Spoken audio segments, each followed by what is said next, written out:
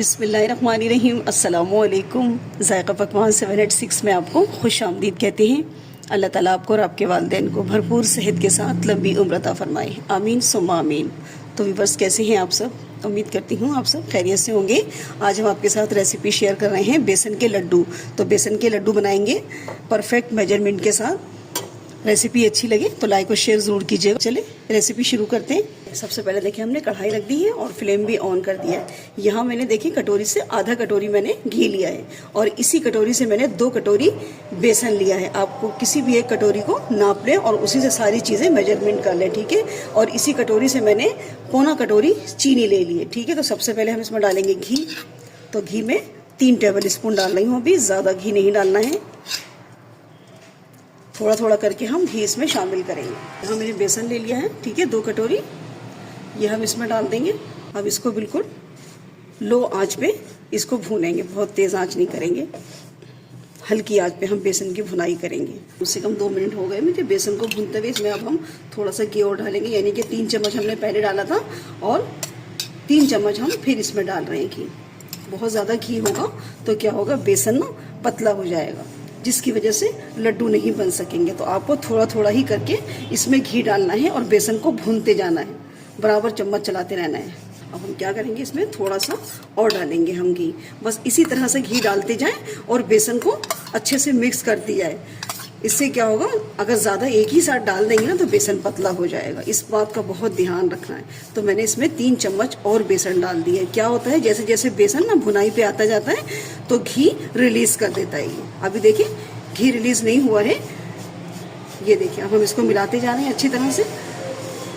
थोड़ा सा मैं घी इसमें और डाल दूंगी, जो मैंने आधी कटोरी घी लिया था और डाल दूंगी मैं इसके अंदर। 6 चम्मच घी हो चुका हमारा, इसमें 8 चम्मच हमने घी डाल दिया। बस थोड़ा सा घी हमने जो कटोरी में लिया था, आधी कटोरी, वो थोड़ा सा घी हमारे पास और बच गया है। अब हम इसको और भूनेंगे।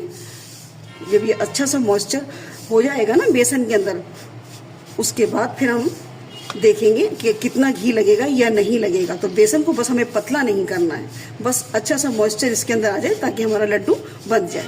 ठीक, कम से कम 7-8 मिनट हो गए मुझे बेसन को भूनते हुए। अब हम क्या करेंगे, इसमें जितना भी घी हमारे पास बचा था ना, वो हम इसमें सारा डाल देंगे और वापस इसकी भुनाई करेंगे। और इसके साथ ही डाल देंगे हम इलायची पाउडर। 3 इलायची थी, इसको मैंने कूट लिया है, इसका पाउडर डाल दिया। इसको अच्छे से मिक्स करते जाएंगे।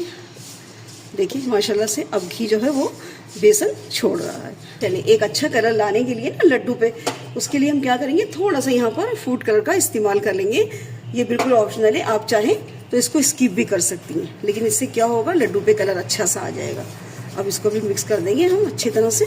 देखें, अब ये बेसन की कंसिस्टेंसी देख सकती हैं, ये देखिए। बस इसी पॉइंट पे हमें बेसन को उतार लेना है, ठीक है। कढ़ाई में नहीं छोड़ना है। कढ़ाई में अगर छोड़ देंगे तो कढ़ाई इतनी गर्म होती है ना कि बेसन कहीं कहीं से डार्क और कहीं कहीं से लाइट कलर इसका आ जाएगा। तो इसको दूसरे किसी भी थाली में शिफ्ट कर लें।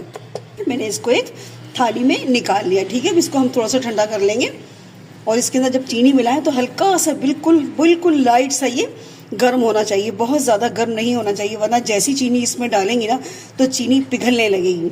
उससे क्या होगा, फिर लड्डू आपके नहीं बनेंगे। तो इसको ठंडा कर लें, उसके बाद इसमें आप चीनी डालें। ठीक, ये ठंडा हो गया है लेकिन बहुत हल्का सा गर्म है कि हम इसको आराम से देखिए छू सकते हैं, लेकिन ये भी थोड़ा सा गर्म है। बस इसी पॉइंट पे हम क्या करेंगे, इसके अंदर हम चीनी ऐड कर देंगे। तो चीनी को मैंने पीस के ले लिया है, ठीक है। ये मैंने पौना कप चीनी ली है इसी प्याली से, तो हम इसको इसमें डाल देंगे। बस ये ध्यान रखें कि बेसन बहुत ज़्यादा गर्म नहीं होना चाहिए, वरना चीनी फ़ौरन जाती है इसके अंदर पिघल जाएगी।